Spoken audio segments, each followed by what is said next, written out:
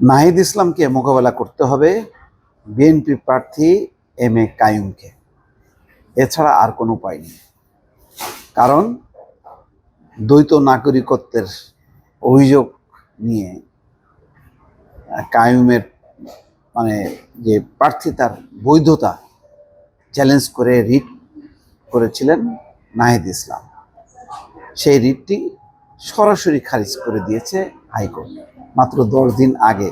এই অভিযোগ, তার মানে যদি এম এ কাইয়ুম না থাকে তাহলে নাহিদ ইসলামের জয়টা খুব সহজ হয়ে যায়। তাছাড়া সে অভিযোগ করছে, সে সুযোগটা ছাড়বে কেন? কিন্তু এখন আর কোনো উপায় নেই সম্ভবত। এখন আপিলে যেতে পারে, কিন্তু আর 8 দিন সময়ও নেই হাতে। সুতরাং এখন এটা মেনে নিয়ে নির্বাচনটা করতে হবে।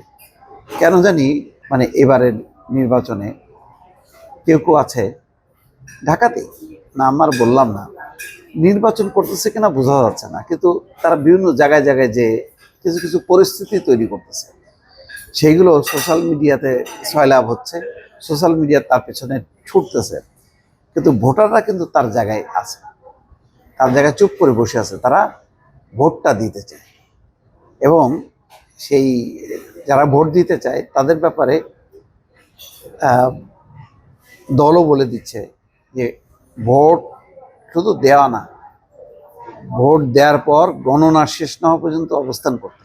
তো এইরকম একটা অবস্থায় এরকম সংগঠিত একটা দল যার জনপ্রিয়তা আছে, তাদেরকে মোকাবেলা করা কঠিন।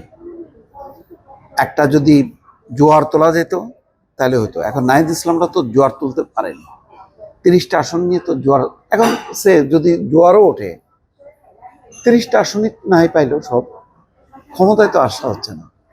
কিন্তু অভ্যুত্থান ঘটায় শেখ হাসিনার পতন ঘটানো যায়, কিন্তু ক্ষমতায় আসা যায় না। এটা যে কত কঠিন ব্যাপার সেটা বলতে গেলে এনসিপির নাকে খত দিয়ে সেটা প্রমাণ করছে যে পতন ঘটানো যায়, কিন্তু নির্বাচন করে ভোটে আসাটা আরো কঠিন। যার কারণে এখন জামাতের পদতলে তারা ঠাঁই নিছে, ঠাঁই নিয়ে এখন নির্বাচন করতেছে। সেটার জন্য আবার নানা রকম মানে ক্যারিকেচার। নাহিদ ইসলাম রিট করতেছে কাইয়ুমের বিরুদ্ধে, ওইদিকে মঞ্জুল হাসান মুন্সি, হাসনাত আবদুল্লাহ দিক দিয়ে লাকি, মানে মঞ্জুল হাসান মুন্সিকে সরাইতে পারছে। এখন সবগুলি তো সরানো সম্ভব না। এটা যদি হয় তাহলে এক এক করে তো বহুজনরে মানে সরানো সম্ভব। কিন্তু এখন আইন, আদালত, পুলিশ এত সোজা না। কোনো একটা জায়গায় সফল হওয়া মানে সব জায়গায় সফল হবো তা তো না। এখন পরিস্থিতিটা মেনে নিয়ে নির্বাচনটা করতে হবে, এটি হলো শেষ কথা। কি হবে?